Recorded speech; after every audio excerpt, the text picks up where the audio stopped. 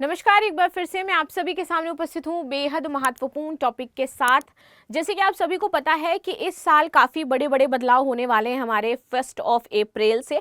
Plus last year का अगर मैं बदलाव का साल कहूँ तो मेरे लिए हो जाता है रेलवे को लेकर के बहुत बड़े चेंजमेंट हुए और इस साल भी हो रहे हैं। इस साल अगर मैं बात करूँ चेंजमेंट किस में हो रहा है तो हमारी वित्तीय व्यवस्थाओं, बैंक में सुधार का साल ये रहने वाला है, आप कह सकते हो। बिकॉज जिस तरीके से हमारा बजट आया उससे हमें ये समझ में आया कि वित्तीय स्थितियों में काफ़ी सुधार किया जाएगा। राइट तो 1 अप्रैल से हमारी बहुत सारी चीजें बदल रही हैं, जिसमें आपके पैन कार्ड से ले करके आपकी अगर मैं बात करूं कि आईटीआर तक बहुत कुछ बदल जाएगा। सो आपके पास पैन कार्ड है अगर और इसमें जो बदलाव आपको कराने हैं तो भैया 1 अप्रैल से पहले पहले करवा लो, नहीं तो कई जगह आपका शायद पैसा भी फंस सकता है या आपके डॉक्यूमेंट्स फंस सकते हैं। बिकॉज अब जैसे एक बार एक हवा चली थी हमारे भारत में कि आधार सब कुछ है भैया, आधार तो तुम्हारी नागरिकता का प्रमाण भी है, लेकिन उसके बाद वो ठप हो गया नागरिकता का प्रमाण। लेकिन अब क्या है, पैन कार्ड आपका हर जगह मस्ट हो गया। यूपी, उत्तर प्रदेश पहला राज्य है भारत का जिसने बोला जमीन खरीदनी है तो पैन कार्ड चाहिए तुम्हारा, नहीं तो जिसके नाम भी हो रही होगी उसके नाम पैन कार्ड नहीं है तो आप जमीन रजिस्टर नहीं करवा सकते हो, जमीन की रजिस्ट्री नहीं होगी। तो सोचो किस लेवल की इंपॉर्टेंस अब पैन कार्ड को दी जा रही है। तो यही मैं आपका बताना चाह रही हूँ कि अब जो धीरे धीरे इंपॉर्टेंट शिफ्ट हुई है जब से एसआईआर आया है और आधार कार्ड को धीरे धीरे नेग्लेक्ट करना शुरू किया गया है तो अदर डॉक्यूमेंट्स पर हम शिफ्ट होने लगे हैं। चलिए, सो न्यू रूल्स हमारे पैन से इंश्योरेंस तक 1 अप्रैल से बदल जाएंगे ये नियम। आप पर कितना असर पड़ेगा वो बताने के लिए मैं हूं और माई सेल्फ प्राची मिश्रा, और आप सभी का बहुत बहुत स्वागत है संस्कृति आईएएस पर। इसी के साथ होली ऑफर है हमारा, वैलिड रहेगा 3 मार्च तक हमारा 2026 तक। शानदार मौका है आप सभी के लिए क्योंकि ऑफलाइन क्लासरूम पर संस्कृति आईएएस बहुत कम ही डिस्काउंट देता है और फर्स्ट टाइम यहाँ पर अगर मैं बात कहूँ तो 20% का डिस्काउंट ऑफलाइन क्लासरूम, चाहे आप दिल्ली में पढ़ें और चाहे प्रयागराज में पढ़ें, दोनों जगह ही दिया जा रहा है। ऑनलाइन लाइव कोर्सेज की बात करूँ तो यहाँ पर अप टू 75% ऑफ के साथ 10% का एक्स्ट्रा डिस्काउंट दिया जा रहा है। इसके बाद 9555 और हमारा संस्कृति आईएएस जो .com वेबसाइट है, यहां से आपको अधिक जानकारी और मिल जाएगी अगर आप लेना चाहें तो।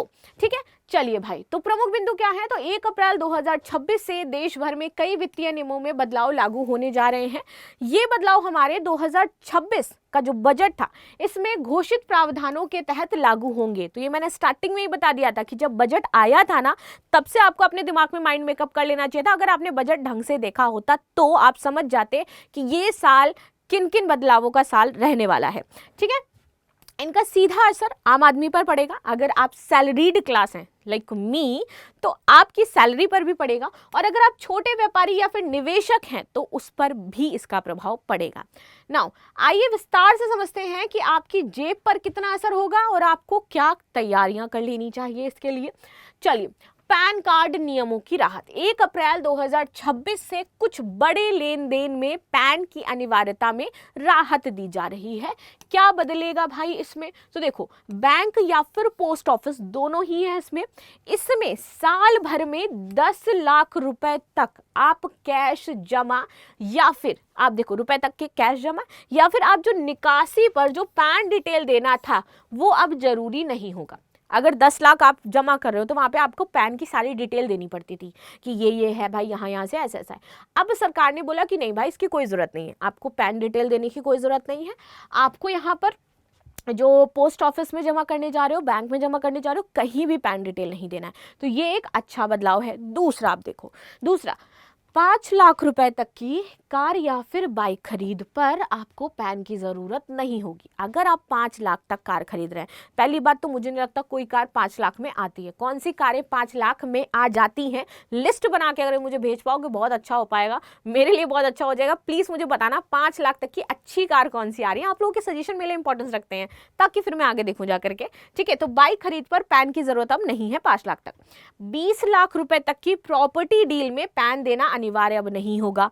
ठीक है, अगर 20 लाख तक की प्रॉपर्टी है तब तो नहीं है अनिवार्य, लेकिन यूपी में है। यूपी को इसीलिए मैंने आपको पहले ही बता दिया था कि UP is a first state जिसने बोला प्रॉपर्टी कितने भी लाख की हो हमें मतलब नहीं है। हमें ये मतलब है मेरे स्टेट में प्रॉपर्टी खरीद रहे हो, तुम्हारी पैन की डिटेल तुम्हारे साथ लगेंगी। तो ये इसीलिए मैंने स्पेशली आपको मेंशन किया था कि उत्तर प्रदेश भारत का पहला ऐसा राज्य बन गया है जिसने प्रॉपर्टी परचेज पर पैन को अनिवार्य कर दिया है। ठीक है, लेकिन यहाँ पर अगर बात करते हैं केंद्र लेवल पर तो उन्होंने बोला है कि 20 लाख रुपए तक की प्रॉपर्टी डील में आपको पैन नहीं देना है। चलिए, होटल, रेस्टोरेंट और फंक्शन में 1 लाख रुपए तक के खर्च पर पैन की ज़रूरत नहीं होगी। अगर आप होटल में जा रहे हो, 1 लाख का खर्चा हो रहा है आपका होटल में, रेस्टोरेंट पे भाई तुमने पार्टी दी, 1 लाख रुपए खर्च हो गया तुम्हारा, तो वहाँ पर 1 लाख तक में आपको कोई डिटेल्स की आवश्यकता नहीं होगी ना। क्या फ़ायदा होगा? देखो, इससे सबसे ज़्यादा अगर फ़ायदा किसी को मिल रहा है ना, वो है मध्यम वर्गीय इंसान। कैसे? इससे मध्यम वर्ग और छोटे कारोबारियों को राहत मिलेगी। छोटे लेन देन में दस्तावेजी झंझट कम होगा और जो प्रक्रिया है वो आपकी आसान बन जाएगी। आईटीआर फाइलिंग की डेडलाइन में बदलाव। जो आईटीआर फाइलिंग है उसकी डेडलाइन थी हमारी 31 यहाँ पर आपकी जुलाई तक, ठीक है। तो अब यहाँ पर कर दिया गया है कि जो भी व्यावसायिक हैं या फिर प्रोफेशनल हैं जो पहले आईटीआर फाइल करते थे 31 July is the last date, उनके लिए अब ये कहा गया है कि आपको ज़रूरत नहीं होगी, 31 जुलाई लास्ट डेट नहीं है, अब लास्ट आईटीआर जो फाइल होगा 31 अगस्त तक फाइल होगा। तो ये हर एक कंपनी जो है, बड़ी कंपनीज हैं, सबके लिए हमारा लागू कर दिया गया है। तो अभी तक बोला जाता था 31 जुलाई, तो नहीं भैया 31 अगस्त तक चीज़ें रहने वाली। अब देखो, सैलरीड क्लास अगर कोई है, ठीक है, तो आईटीआर 1 और आईटीआर 2 भरने के लिए 31 जुलाई की डेडलाइन पहले जैसी ही रहेगी। तो ये जो छूट है वो किसके लिए है? जो भी प्रोफेशनल ऑडिट होते हैं कंपनीज के, अप्रैल में होते हैं क्योंकि फिर मई जून जुलाई तक सबमिट करना होता है। तो अब उन्होंने बोला कि नहीं, बड़ी कंपनीज हो गई आपकी, जो भी अब व्यावसायिक हो गए, तो उनके लिए ज़रूरी नहीं है, वो अपना 31 अगस्त तक आईटीआर फाइल कर सकते हैं। लेकिन जो सैलरीड क्लास है उसके लिए चेंज नहीं है, आपको आईटीआर जो है वो भरना पड़ेगा 31 जुलाई तक ही, ठीक है। चलिए, असर क्या होगा? इससे असर ये होगा कि छोटे व्यापारी और जो फ्रीलांस प्रोफेशनल्स हैं इनको 1 महीने की अतिरिक्त राहत मिल जाएगी, जिससे वे दस्तावेज ठीक से तैयार कर सकेंगे और पेनल्टी से भी बच सकेंगे, क्योंकि उनकी तुरंत पेनल्टी लग जाती थी फिर अगर 1 महीना भी लेट हो जाते थे वो तब। आगे आते हैं आईटीआर, इनकम टैक्स रिटर्न क्या होता है? देखिए, तो आईटीआर का मतलब है कि ये वो प्रक्रिया है जिसके माध्यम से आप सरकार को ये बताते हो कि आपके पूरे वित्तीय वर्ष में भैया आपने आय कितनी अर्जित करी है और उस पर कितना टैक्स आपका बनता है, लेकिन ये चुराया जाता है। मैं खुले तौर पर कह रही हूँ, ये टैक्स आपकी चोरी करी जाती है और चोरी करने के बहुत सारे माध्यम हैं। सबसे आसान माध्यम है इसमें कि आप दान दे दो जा करके मंदिरों में, या फिर आप एनजीओ में एक स्लिप कटती है, एनजीओ काटते हैं कि भाई हमने इस एनजीओ को इतना पैसा दिया, अपनी संपत्ति हम दान कर रहे हैं, नेक कामों में लगा रहे हैं, और वो एनजीओ से स्लिप कटती है एक, जिसमें एनजीओ जब आपको पर्ची देता है तो आप उसको पैसा जो देते हो, मान लीजिए उसने आपको 2 लाख रुपए दिया, एनजीओ को आप 2 लाख रुपए दे रहे हो, वो आपको 2 लाख की पर्ची बना करके देगा। यानी कि जब आपका आईटीआर फाइल होगा तो 2 लाख पर कोई टैक्स नहीं है हमारा, वो तो वैसे ही कट गया, ठीक है। अब ये लोग करते क्या है, इससे एनजीओ को भी फायदा और इनको भी फायदा हो, तो ये रेशियो रख लेते हैं कि 20% एनजीओ रखेगा या 10% एनजीओ रख लेगा पैसा, और बाकी जो 80 या 90% है वो आपको रिटर्न कर देता है। यानी कि इनको 2 लाख की पर्ची भी मिल गई, इनके वापस वो जो 1,80,000 या 1,90,000 रुपए थे वो भी इनको वापस मिल गए, और कुछ पैसा उसमें से किसको मिल गया? वहां पर जो आपके एनजीओ हैं उनको मिल गया। तो एनजीओ और मंदिर is a easy simple way of tax चोरी। कुछ एनजीओ भले ही अच्छे काम कर रहे होंगे, लेकिन कुछ एनजीओ ऐसे भी काम करते हैं, और एनजीओ रजिस्टर करने के बाद उनका मोटिव भी यही होता है कि वो बड़ी पार्टीज पकड़ेंगे, उनको ऐसी स्लिप्स बांटेंगे, और उसके बाद उनका जो अपना काम है वो चलता रहेगा, ठीक है। तो ऐसे टैक्स चोरी होती है। अब कोई इसमें ऑफेंड हो जाए तो वो गलत बात है। अगर आपको मेरी बात सही लगी है तो आप मुझे कमेंट में बता सकते हैं। अब देखिए, आगे आते हैं, ये रिटर्न इनकम टैक्स डिपार्टमेंट के पोर्टल ऑफ ऑनलाइन फाइल्स में हमारा किया जाता है। नाउ, आईटीआर केवल टैक्स भरने का दस्तावेज नहीं है, बल्कि ये आपकी आधिकारिक आय का प्रमाण भी होता है। तो ये आपको बताता है कि साल भर में आपकी आधिकारिक आय कितनी आती है। अब देखिए, बैंक लोन, वीजा, सरकारी टेंडर, स्कॉलरशिप या बड़े वित्तीय लेन देन के समय आईटीआर आपकी आय की विश्वसनीयता साबित करता है। जब आपको मान लो बड़ा कोई लेन देन चाहिए, स्कॉलरशिप चाहिए, सरकारी कोई टेंडर चाहिए, वीजा चाहिए, लीज चाहिए, तो वहां पर ये आपका लगता है कि आप आईटीआर फाइल कर रहे हो अपने देश में, नहीं क्या पता आप भाग करके तो यहाँ से नहीं जा रहे हो, टैक्स चोरी तो करके नहीं जा रहे हो। लेकिन जब विजय माल्या जैसे लोगों को बैंक से लोन लेकर के भागना होता है, तब इसका कोई काम नहीं है। बिकॉज जिस नेशन में हम रहते हैं ना, वहाँ पे सब कुछ हो सकता है। तो जब विजय माल्या जैसे लोग यहाँ से भागते हैं, नीरव मोदी जैसे लोग यहाँ से भाग जाते हैं बैंक से लोन लेकर के, तो उनके लिए कोई व्यवस्था नहीं है। बाकी ये व्यवस्था मिडिल क्लास के जो लोग हैं उनके लिए ही है। खैर, ये आप मान के चलिए। अगर आपकी आय टैक्स स्लैब से कम भी है तब भी कई मामलों में ITR फाइल करना फायदेमंद रहता है, क्योंकि इससे भविष्य में किसी वित्तीय जाँच या फिर नोटिस की संभावना कम ही रहती है। क्या ही भाई वित्तीय जाँच या नोटिस होगी, जब हमारे पास पैसा ही नहीं है देने लायक, तो हमारी वित्तीय जाँच करके तुम कर क्या लोगे, क्या ही हो जाएगा, है कि नहीं। चलिए, इंश्योरेंस खरीदने के लिए पैन अनिवार्य। अब देखो, कोई भी अगर इंश्योरेंस पॉलिसी खरीद रहे हो, जिसमें आप चाहे जीवन बीमा खरीद रहे हो, चाहे हेल्थ इंश्योरेंस खरीद रहे हो, आपको पैन देना ही पड़ेगा और कोई ऑप्शन आपके पास नहीं हो जाता है। पहले क्या था, देखो पहले पैन सिर्फ बड़े अमाउंट या फिर हाई वैल्यू पॉलिसी पर मांगा जाता था, कि जो बड़े अमाउंट्स हैं या फिर हाई वैल्यू पॉलिसी है वो क्या हो जाती है। नाउ अब क्या है, तो अब देखिए अब क्या बदलेगा, हर पॉलिसी पर पैन देना अब जरूरी होगा, आपको देना ही देना है। ठीक है, इससे पारदर्शिता बढ़ेगी और जो टैक्स चोरी पर अंकुश लगेगा वो अलग रहेगा, वो और भी अच्छी चीज हो जाएगी कि हमारी टैक्स चोरी पर अंकुश लग रहा है। यहाँ पर एक राहत भी होगी। अब राहत क्या होगी कि भैया MACT जो मोटर एक्सीडेंट क्लेम ट्रिब्यूनल हैं, इनसे मिलने वाले जो मुआवजे हैं इसके ब्याज पर अब कोई टैक्स नहीं देना पड़ेगा।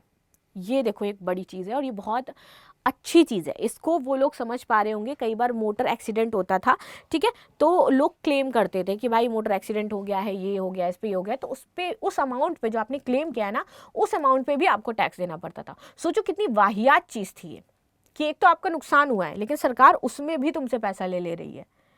तो सरकार ने बोला कि ठीक है, अब मोटर टैक्सी अगर ऐसा कुछ एक्सीडेंट होता है, उसमें कोई हानि हुई है, क्षति पहुंची है आपको, जो कि जनरली पहुंचती भी है, तो अब उस पर आपको पैसा नहीं देना है यहाँ पर किसी भी प्रकार का। अब देखिए, अब कोई टैक्स नहीं लगेगा, इससे दुर्घटना पीड़ितों को सीधा फायदा होगा। तो इससे जो भी बेचारे दुर्घटना पीड़ित होते थे, हॉस्पिटल में बैठे पड़े हैं और वहाँ पे उनको टैक्स और फिर ये दस्तावेज वो दस्तावेज सारा कुछ करना है, तो इन सब से इनको फायदा मिल जाएगा। भले ही यार उनको मान लीजिए कि 10 लाख का उन्होंने इंश्योरेंस करा रखा होगा, 20 लाख का करा रखा होगा, तो सीधा सीधा उनको अमाउंट मिलेगा और उस पर कुछ डिडक्ट वैसा नहीं होगा, लेकिन फिर भी बैंक कुछ ना कुछ करके डिडक्ट करती हैं, वो मान के चलो, बट ये टैक्स वाला डिडक्शन तो नहीं होगा। बच्चों की पढ़ाई पर टैक्स राहत आपको दे दी गई है। परिवारों के लिए ये बड़ा राहत पैकेज माना जा रहा है। कैसे, नया प्रावधान है कि एजुकेशन अलाउंस पर छूट 100 रुपए से बढ़कर के 3000 रुपए प्रति माह कर दी गई है। तो एजुकेशन अलाउंस पर अभी जो छूट मिलती थी वो मिलती थी 100 रुपए की, लेकिन अब सरकार ने बोला कि नहीं यार 100 रुपए तो बहुत कम है, आज के टाइम में अगर देखा जाए तो 3000 रुपए प्रति माह तक की हम छूट दे रहे हैं एजुकेशन अलाउंस में। हॉस्टल अलाउंस पर छूट हमारी 300 रुपए से बढ़कर के 9000 रुपए प्रति माह कर दी गई है, ताकि एक बच्चे के लिए ये रहेगा, मतलब अगर आपके 2 बच्चे हैं तो उसमें से एक बच्चे के लिए आपको हॉस्टल अलाउंस में 9000 रुपए तक छूट मिलेगी। चलिए, ये अधिकतम 2 बच्चों के लिए लाभ मिलेगा बस, अगर 2 से ज़्यादा तुम्हारे बच्चे हैं तो फिर कोई लाभ नहीं मिलने वाला है। ठीक है, ये वाला जो है ये दोनों बच्चों को मिलेगा, ऊपर वाला समझना ये कैसे है। ठीक है, क्योंकि ये एजुकेशन अलाउंस में ये वाला दोनों बच्चों के लिए, हॉस्टल में अगर कोई रह रहा है तो सिर्फ एक बच्चे के लिए है, और अधिकतम ये दोनों ही लाभ आपको सिर्फ 2 बच्चे तक मिल सकते हैं, बाकी आपको नहीं मिलेंगे अगर 2 से ज़्यादा बच्चे हैं तो।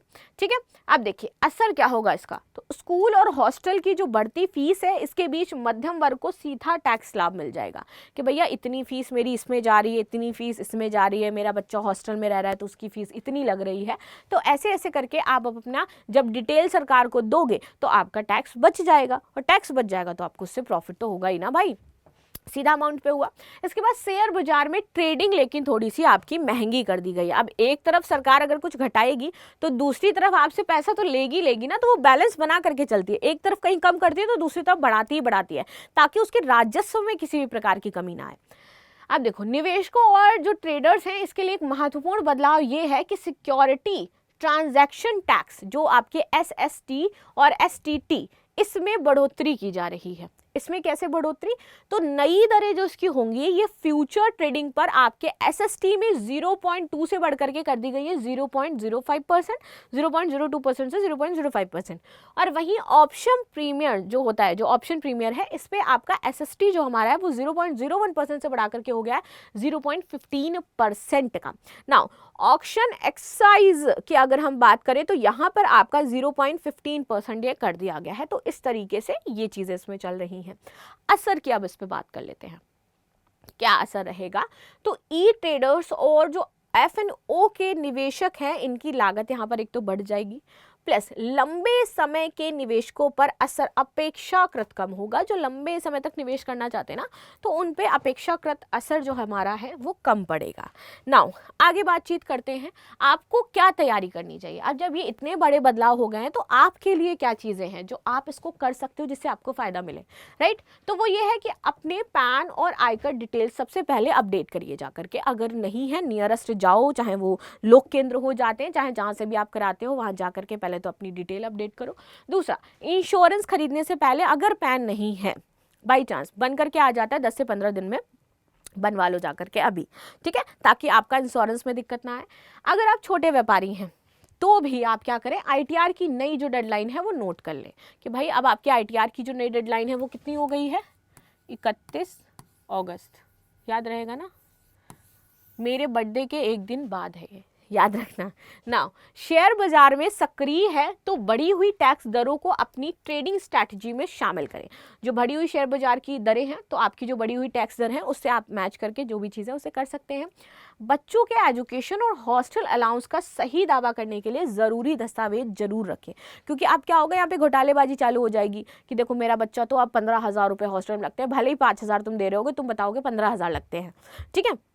अगर मान लो कोई और होगा तो बताने लगेगा भैया मेरा बच्चा तो 20,000 के हॉस्टल में रह रहा है, भले वो महीने के 10,000 के हॉस्टल में रह रहा है। तो डॉक्यूमेंट सही होने चाहिए तुम्हारे।